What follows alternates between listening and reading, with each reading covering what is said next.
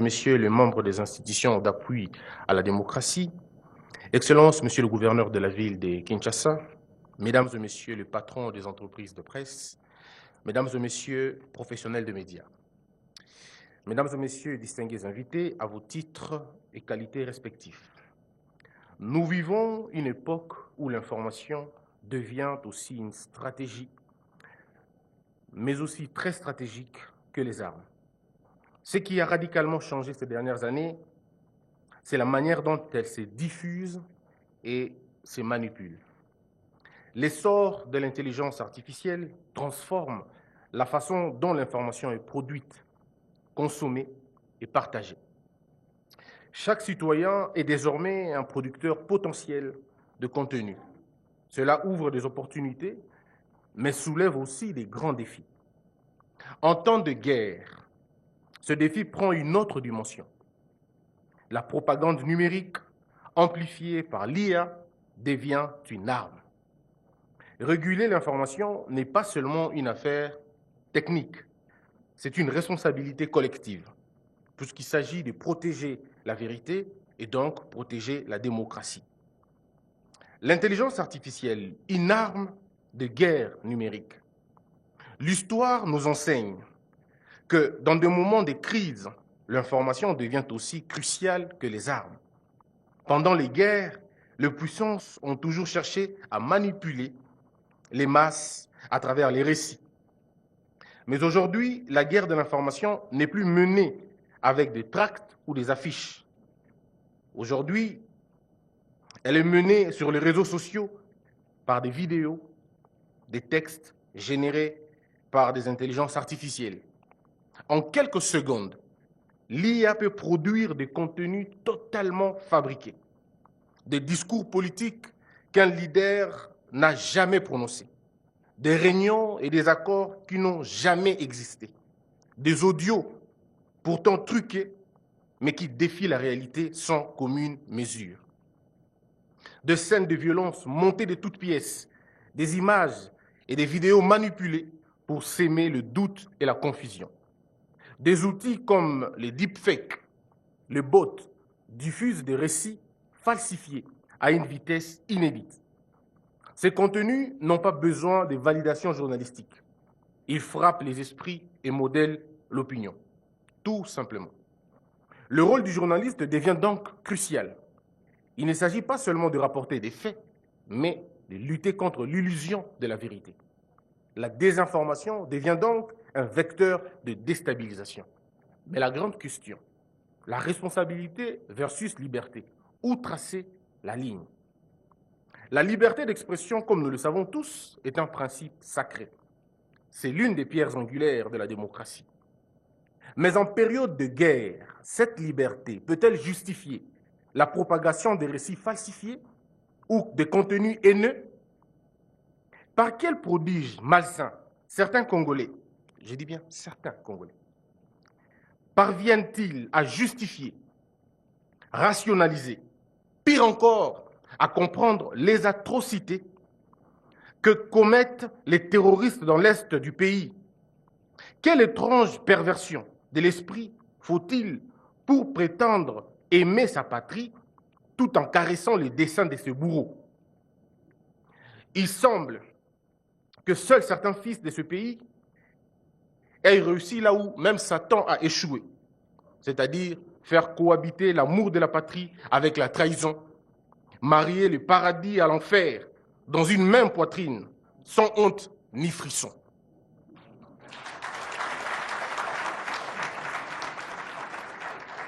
Lorsqu'un journaliste publie une information sans vérifier la source, quand il relaye une vidéo qui semble authentique, mais qui en réalité est manipulée, n'est-il pas responsable de contribuer à une réalité faussée? Est-ce cela la liberté d'expression? Quand toute une rédaction s'arroge le droit de diffuser, de commenter, parfois même de savourer une vidéo où nos forces, soldats, nos vaillants héros, les FARDC, apparaissent en difficulté, est-ce encore de l'information ou c'est déjà de la trahison? C'est une question, pas une affirmation. Quand dans la même émission, on célèbre à mots à peine voilés les avancées des terroristes, on annonce avec triomphe la chute de certaines villes qu'on attribue généralement des personnalités juridiques en disant c'est des villes, plutôt des territoires. Ces journalistes sont-ils conscients? Ont-ils conscience du poids de leurs mots? Mesurent-ils que derrière chaque mètre gagné par l'ennemi, ce sont des vies arrachées, des libertés piétinées, de droits effacés, comme des traces dans la poussière? Ont-ils oublié que lorsque ces villes tombent, ces villes n'emportent pas que des cases et des collines, elles emportent des existences tout entières, des rêves en germination, des destins en devenir, des talents que le pays ne rêvera plus.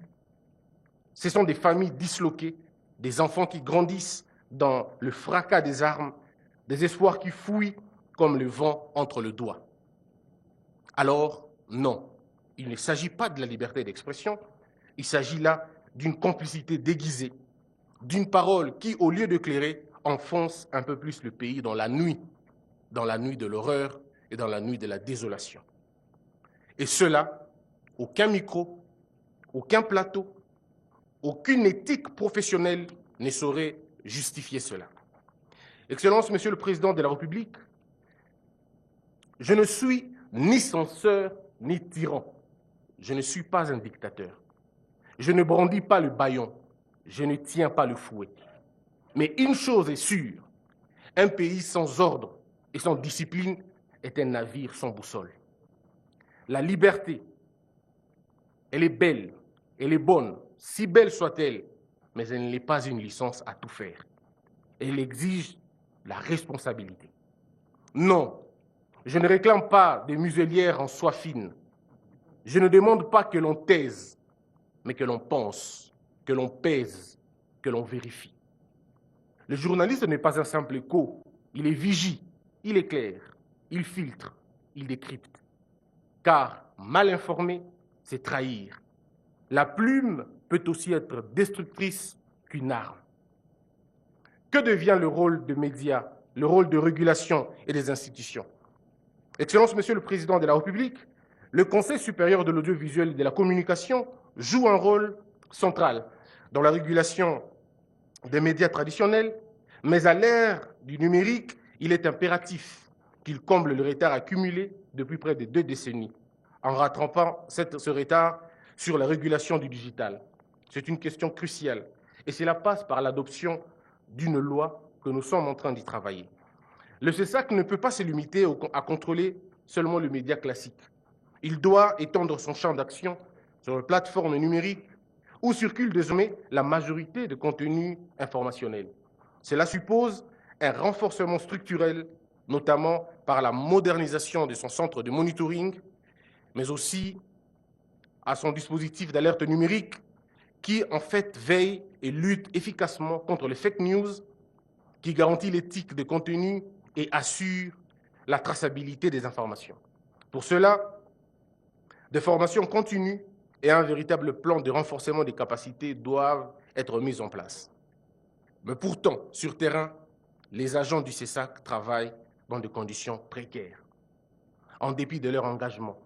L'institution, pourtant essentielle à la démocratie, demeure l'une des moins soutenues par l'État, presque oubliée, mais toujours plus sollicitée. Cet équilibre alimente des frustrations internes et des dysfonctionnements. Alors que depuis la signature du nouveau barème salarial depuis juillet 2023, 60% des agents cumulent 21 mois d'arriérés, tandis que 40% restants perçoivent des rémunérations précaires, faute d'application effective du barème. Une situation qui fragilise sérieusement la motivation du personnel d'une institution pourtant chargée, entre autres, à coordonner l'aide publique à la presse. Il est donc urgent que le pouvoir public prenne des mesures concrètes pour doter le CESAC de moyens nécessaires à l'exercice de ses missions. C'est à ces prix qu'il pourra devenir un acteur de régulation efficace et véritable pilier de la démocratie numérique. Excellence, Monsieur le Président, vous n'êtes pas seul dans cette lutte de la salubrité médiatique. Monsieur le Président, vous avez beaucoup fait pour la liberté d'expression dans ce pays. Sous votre mandat, aucun journaliste n'a été tué. Aucun journaliste n'a été arrêté ou torturé à cause de ses opinions. Aucune rédaction n'a été saccagée. Aucune chaîne n'a été fermée sous les ordres des services comme ce fut dans le temps, comme ce fut dans le passé. Nous vous remercions sincèrement et nous vous encourageons de continuer dans cet élan-là. Je tire mon chapeau aussi à tous ces journalistes vaillants qui n'ont pas cédé, qui n'ont pas fléchi devant le dieu de Baal. Ils sont restés forts, intègres, malgré les conditions. Je ne saurais clore mon propos sans lancer un appel vibrant aux consciences. J'en appelle aux prêtres, aux politiciens, aux scientifiques, à tous les gardiens du vivre ensemble, que chacun prenne la mesure de sa responsabilité, car nous n'avons pas deux pays, nous n'avons qu'un seul pays, un seul. Et s'il venait à sombrer, ce ne serait pas à un seul homme d'en payer le prix, non, ce serait nous tous sans exception. Il est temps d'en finir avec cette illusion dangereuse qui nous fait croire que le naufrage d'un pays ne serait que le naufrage du président. Certains travaillent activement, non pas pour le progrès, mais pour le déclin, croyant que si le pire arrive, seul le président en sera responsable. C'est faux. Le désastre, s'il vient, eh bien, il sera collectif. Parce qu'il ne faut pas qu'on se trompe. Les balles qui tuent à l'Est ne distinguent pas l'opposant du partisan. Et la faim, la pauvreté ne font pas non plus de distinction. Ça n'épargne personne. Ça ne tient pas compte des appartenances politiques, tribales et même religieuses. Elles frappent là où l'État abdique, là où le cœur s'endurcisse et là où les élites se taisent. Comme l'a dit Martin Luther King Jr., apprenons à vivre ensemble comme des gens intelligents ou nous mourrons ensemble comme des insensés. Oui, comme des êtres non éclairés, emportés par notre propre indifférence, engloutis par notre lâcheté collective.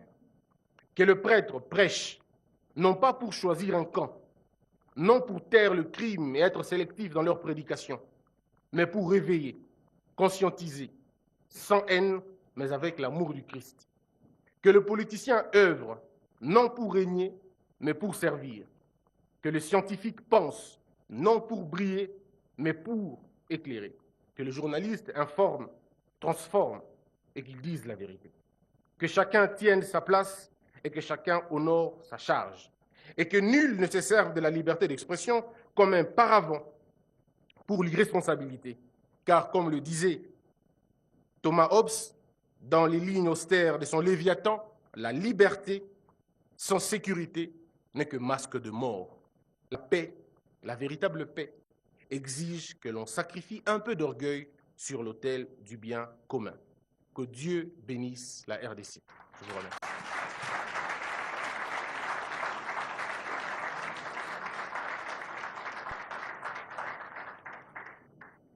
Merci.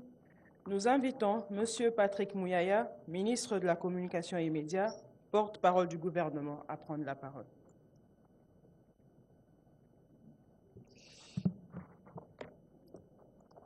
Excellence, Monsieur le Président de la République, avec l'expression de mes hommages le plus déférent. Honorable Président de l'Assemblée nationale, honorable Président du Sénat, Excellence, Madame la Première ministre, chef du gouvernement, Mesdames et Messieurs les ministres, chers collègues, Monsieur le Premier Président de la Cour de cassation, Monsieur le Président du Conseil supérieur de l'audiovisuel et de la communication, Monsieur le Président du CNDH, Monsieur le Premier Président de la... Excusez-moi. Monsieur le Premier Président de la Cour de comptes, Mesdames et Messieurs les ambassadeurs et partenaires techniques et financiers, Mesdames et Messieurs les journalistes et professionnels des médias, distingués invités en vos titres et qualités respectifs.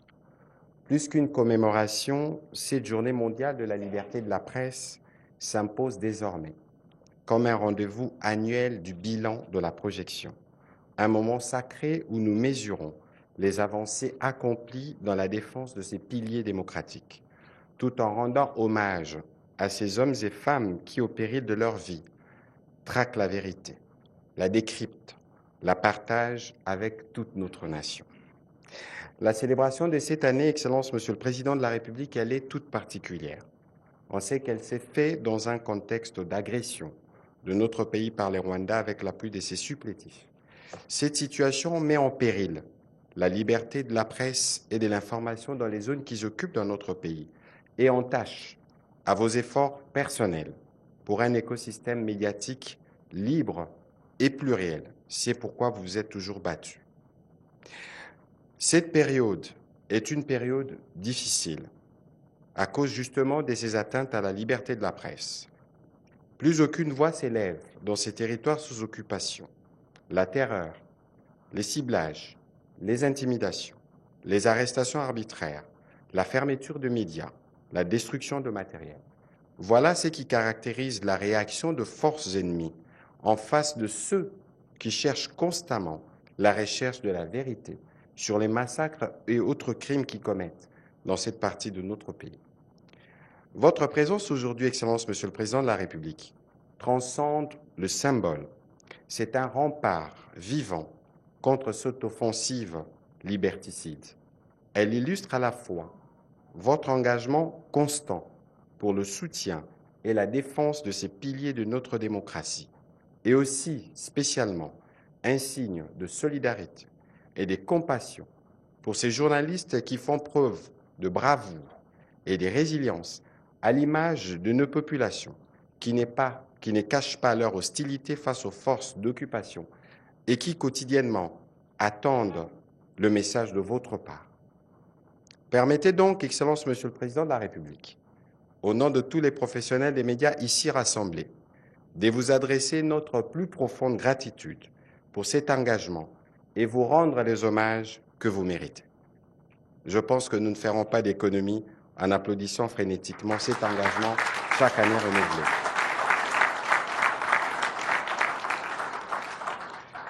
Excellence, Monsieur le Président de la République, votre implication sans faille, qui l'atteste encore aujourd'hui, plusieurs fois démontrée, a permis d'accomplir des progrès majeurs, à l'instar de la réforme du cadre normatif institutionnel attendue depuis plus de 25 ans du secteur de la communication et des médias. Vous avez guidé par votre vision les États généraux de la communication et des médias que nous avons tenus en janvier 2022 et qui ont posé un diagnostic sérieux du secteur avant d'esquisser les solutions que nous implémentons pour permettre aux médias notamment de s'adapter à l'évolution technologique. Par votre sens du devoir républicain, vous avez consacré les 80 recommandations historiques issues de ces assises, leur conférant ainsi la force et la légitimité nécessaires. À ce titre, la promulgation de la loi numéro 23/009 du 13 mars 2023, fixant les modalités de l'exercice de la liberté de la presse, la liberté d'information et d'émission par la radio, la télévision, la presse écrite et tout autre moyen de communication en République démocratique du Congo, n'a pas été qu'un simple geste juridique. Elle a été l'acte d'engagement républicain, une déclaration claire de votre volonté de hisser les secteurs de médias au rang des priorités stratégiques de notre nation.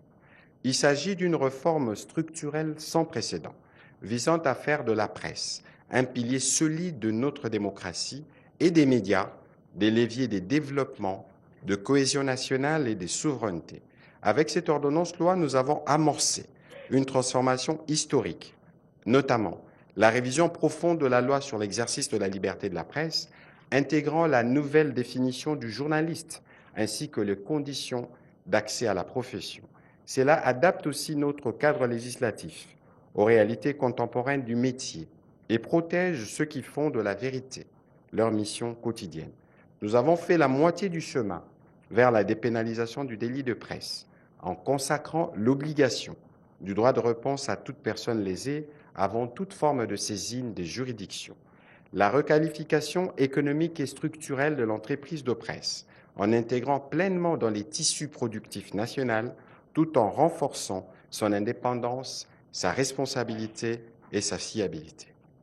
L'allègement de charges fiscales et parafiscales pour les médias de proximité, associatifs, communautaires et confessionnels, afin de leur permettre de vivre de se développer et d'atteindre les populations dans tous les coins et recoins de la République démocratique du Congo.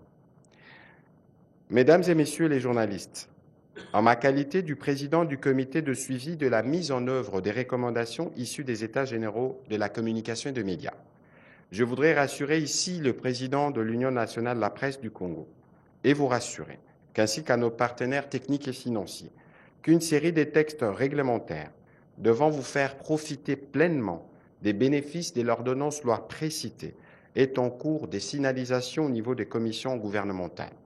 Il s'agit entre autres du décret fixant les modalités pratiques applicables au taux quotidien montant des redevances, licences, autorisations applicables aux médias associatifs, communautaires et confessionnels en République démocratique du Congo, de l'arrêté interministériel fixant les modalités d'application de l'exonération de droits des douanes à l'importation des intrants nécessaires à la production médiatique en République démocratique du Congo, l'arrêté interministériel portant fixation de taux droits, taxes et redevances à percevoir à l'initiative du ministère de la Communication, ou encore l'arrêté déterminant les modalités pratiques, la procédure, les frais et la durée d'accréditation de professionnels de médias étrangers désirant de travailler en République démocratique du Congo.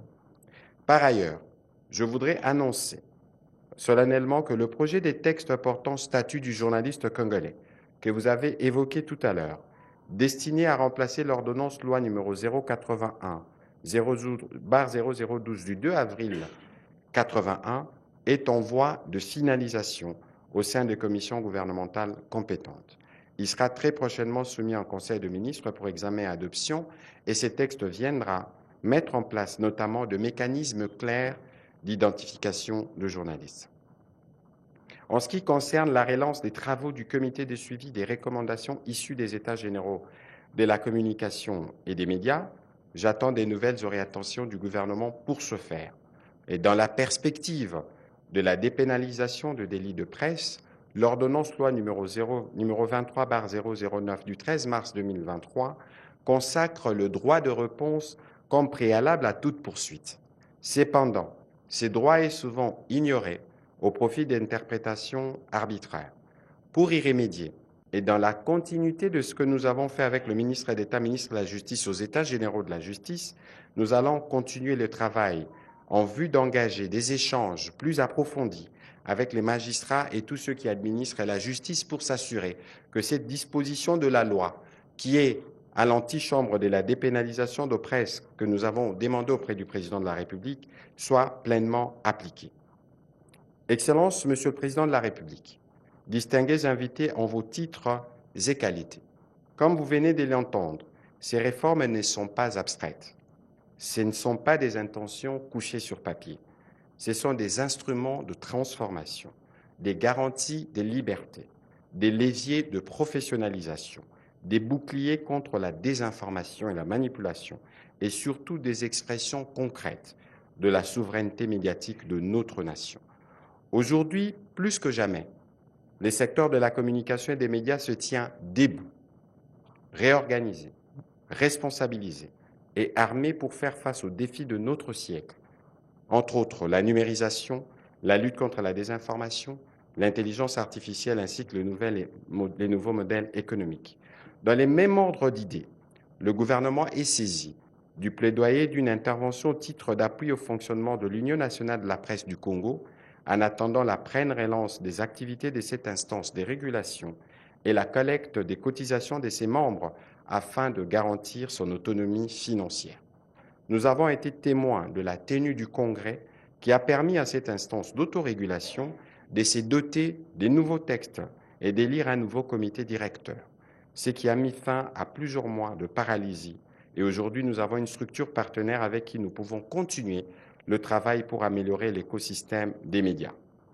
Excellence, Monsieur le Président de la République, en attendant de poursuivre ma communication qui va porter dans son deuxième volet spécifiquement sur la thématique de ce jour, je voudrais, en accord avec la technique, solliciter 2 de vos minutes pour regarder ce que peut faire l'intelligence artificielle.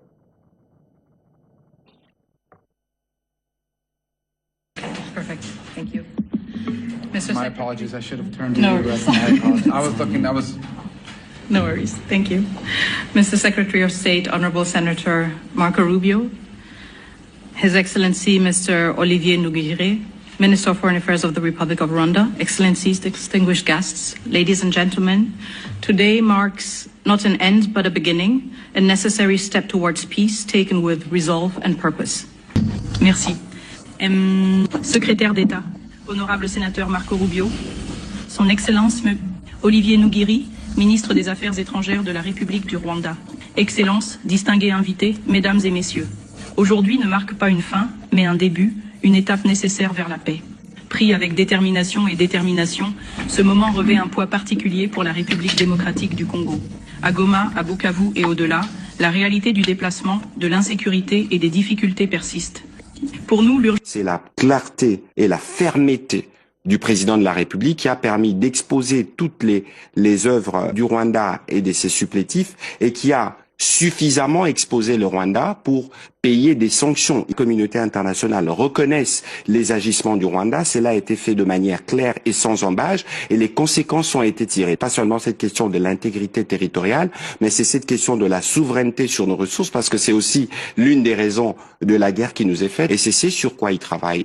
It is the clarity and firmness of the President of the Republic that has allowed all the works of Rwanda and its auxiliaries to be exposed and which has sufficiently exposed Rwanda to pay sanctions. The international community recognizes Rwanda's actions. This has been done clearly and without hesitation, and the consequences have been drawn. Not only this question of territorial integrity, but it is this question of sovereignty over our resources, because it is also one of the reasons for the war that is being waged against us.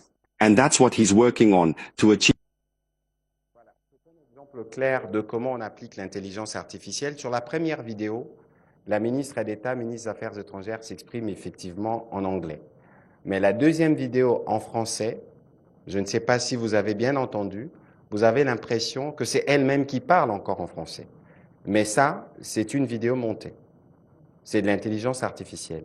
Sur la vidéo qui a suivi, la mienne, je m'exprime initialement en français, mais la traduction en anglais est faite par l'intelligence artificielle. Donc vous avez là la possibilité d'atteindre deux publics. On atteint à la fois le public anglophone et francophone avec l'impression que c'est la même personne qui s'exprime dans les deux langues. Ça, c'est lorsqu'on veut faire une bonne utilisation. Mais lorsqu'on veut faire une utilisation malsaine, comme mentionné tout à l'heure, on peut récupérer le timbre vocal et faire dire des choses à la Minafet ou à moi, mais des choses que nous n'avons jamais dites. Et donc, c'est un travail aujourd'hui qui s'est fait régulièrement dans plusieurs laboratoires et c'est pourquoi nous devons nous tous être vigilants et nous prémunir sur les effets pervers de l'intelligence artificielle. Et donc, Excellence, Monsieur le Président de la République, les thèmes de la célébration de cette année, le journaliste congolais face au défi de l'intelligence artificielle, information et désinformation en temps de guerre, tombe à point nommé. Ce n'est pas un simple sujet de réflexion. Il s'adapte au contexte général de l'exercice du métier en cette période de guerre où, en dehors des crépitements de balles sur les lignes de front, nous faisons face à une guerre informationnelle recourant notamment aux outils malveillants de l'intelligence artificielle. Il s'agit d'une guerre hybride où les armes classiques croisent les armes numériques. Elle envahit nos écrans, empoisonne nos réseaux sociaux et tente de manipuler les esprits. La guerre n'est plus seulement sur les terrains militaires ou diplomatiques. Elle est aussi sur le terrain médiatique. Là, les recours aux outils malveillants de l'intelligence artificielle devient une arme de guerre psychologique utilisée pour diffuser en masse de fausses informations, s'aimer les doutes et détruire la cohésion nationale. Face à cette machine, nous avons imposé sous la houlette de son Excellence, Monsieur le Président de la République, une riposte plus forte et plus appropriée, avec des armes de vérification factuelle, plutôt que de Kalachnikov, assis sur la vérité, et qui nous a permis, et qui nous permet encore, de déconstruire systématiquement toute la désinformation et les récits toxiques qui s'y apparentent, sur tous les plateaux de télévision, sur toutes les plateformes numériques, et avec l'implication massive de Congolais, que nous avons mobilisés dans le cadre de la campagne Congolais Téléma, lancée par la Première ministre Judith Suminwa, nous avons le moyen de reconnaître chaque action de l'ennemi dans ce sens et l'anéantir la seconde d'après. La tenue donc de cette journée nous permet aussi de réfléchir davantage à la consolidation de ces dispositifs de riposte, mêlant gouvernement, professionnels des médias, fact-checkers et autres structures. Aucun pays au monde ne peut véritablement, sans coalition avec les médias traditionnels, combattre tous les dérapages inhérents à la mauvaise utilisation des réseaux sociaux et de l'intelligence artificielle qui s'y rattachent. En attendant les symposiums nationaux sur l'intelligence artificielle que le gouvernement projette d'organiser, les secteurs de médias se placent désormais aux avant-plans du bon usage de cette évolution technologique. À ces propos, des réflexions devraient aussi se faire pour la modernisation de médias de manière générale et la formation de journalistes en particulier. C'est dans cet esprit que nous poursuivons le travail des médias, de modernisation de médias publics. Je cite la télévision nationale et l'ACP, et nous sommes disposés à accompagner les médias privés dans la mutation qu'imposent les nouvelles technologies. Nous serons très attentifs aux travaux qui suivront cette cérémonie et qui mettront à la table nos experts dans les domaines, les législateurs, les journalistes et les autres professionnels. Et durant ce mois de mai, nous participerons à d'autres travaux, dont ceux de l'Arcicom, en collaboration avec MILRDC, centrés notamment sur la même question de l'application de l'intelligence artificielle dans les médias. Excellence, Monsieur le Président de la République, en temps de guerre, en face de vous, vous avez un échantillon de ceux que nous pouvons considérer comme officiers du front médiatique, qui, sans aliéner leur indépendance, ont spontanément répondu à votre appel à la mobilisation pour la défense de ce que nous avons en commun, la République démocratique du Congo.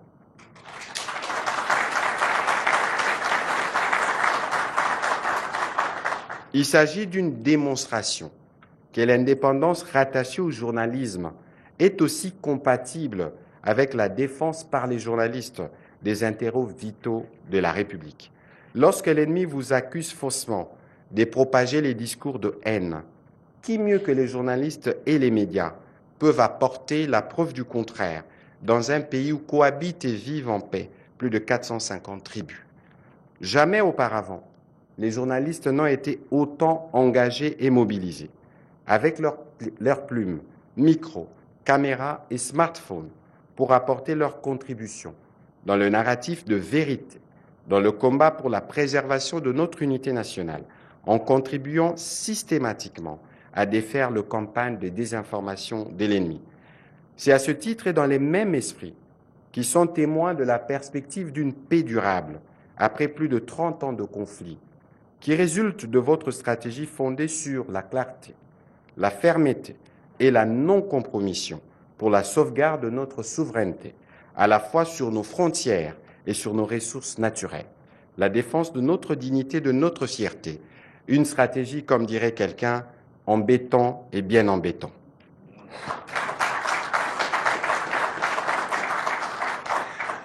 Nous sommes donc tous les témoins de la rédaction d'une page de l'histoire de notre pays qui s'écrit en lettres d'or. Certaines ne se rendent peut-être pas compte que c'est nous qui l'écrivons.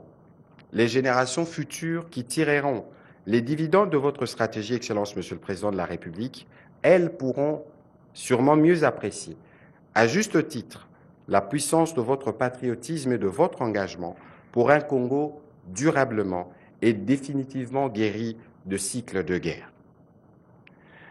Mesdames et Messieurs les journalistes, ce n'est plus le temps de constat, c'est le temps de mise en œuvre de réformes et des résultats.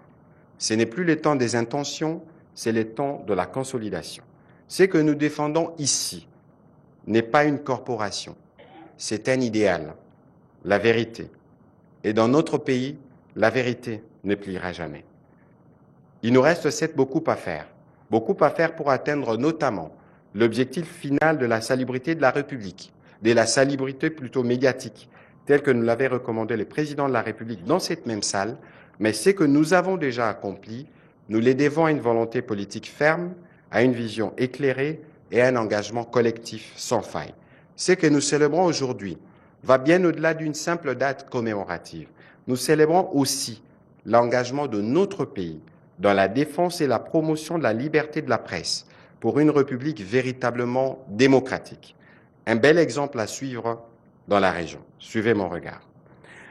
Nous rendons hommage aussi à une volonté politique, celle qui ne craint pas la critique, dans un contexte de pluralisme d'opinion et de pensée, parce qu'elle puise aussi sa force dans la contradiction, la justice la redevabilité et la dignité. Tous les pas que nous avons accomplis jusqu'à ce jour l'ont été parce que nous avons une volonté commune, celle de transformer notre paysage médiatique dans un environnement mondial où l'information est une ressource stratégique capable d'orienter les devenirs de nations. Nous avons su, pour les objectifs communs, mettre de côté nos divergences. C'est aussi dans cet esprit que nous devons continuer le travail. Étant ceux qui produisent l'information au quotidien, je m'adresse aux journalistes, vous ne devez pas déroger à la vigilance qui s'impose à vous dans un contexte où l'intelligence artificielle mal utilisée dans votre domaine peut conduire à la déstabilisation de notre société. Vous ne devez pas non plus déroger à chaque occasion à votre obligation de responsabilité, d'équilibre, d'éthique professionnelle et de respect de vie privée. Vous constituez notre rempart contre tous les dérapages inhérents à l'explosion de la parole avec la montée en puissance de réseaux sociaux. Pour notre part et sous la conduite de la Première ministre, nous continuerons à répondre à notre devoir de redevabilité et à demeurer votre partenaire de marche pour le progrès permanent de notre secteur.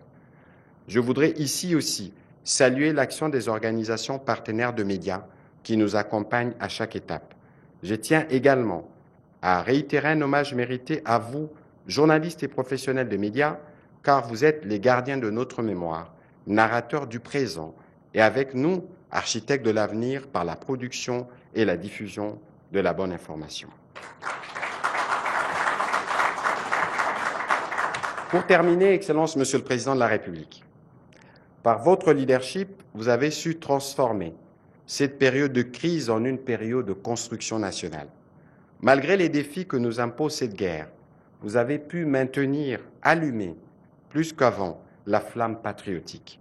Et par votre sens de redevabilité, transmis à tous les membres de votre gouvernement, vous avez maintenu le pont avec un peuple qui, au-delà du conflit, manifeste toujours autant d'intérêt sur la connaissance de la gestion de la chose publique et sur le positionnement stratégique de notre pays, en ces temps où notre pays est convoité par toutes les puissances pour les ressources qu'il regorge. Votre vision a fait de la presse congolaise non pas un contre-pouvoir hostile, mais un co-bâtisseur de la nation. Ces réformes que nous avons commencées ne sont pas des vœux pieux, comme nous avons eu à le rappeler. Ce sont les fondations d'une démocratie résiliente, où chaque Congolais peut connaître grâce à une information vérifiée, comprendre par un décryptage rigoureux, choisir en toute conscience et agir en citoyen éclairé pour contribuer au développement du pays. Aujourd'hui plus qu'hier, nous sommes optimistes que sous votre impulsion et avec la mobilisation constante du gouvernement et l'implication de toutes les parties prenantes, nous poursuivrons cette œuvre de refondation tant pour les secteurs de médias que pour les autres domaines de la vie nationale. Que vive la République démocratique du Congo et dans bonne célébration de la Journée mondiale de la liberté de la presse. Je vous remercie.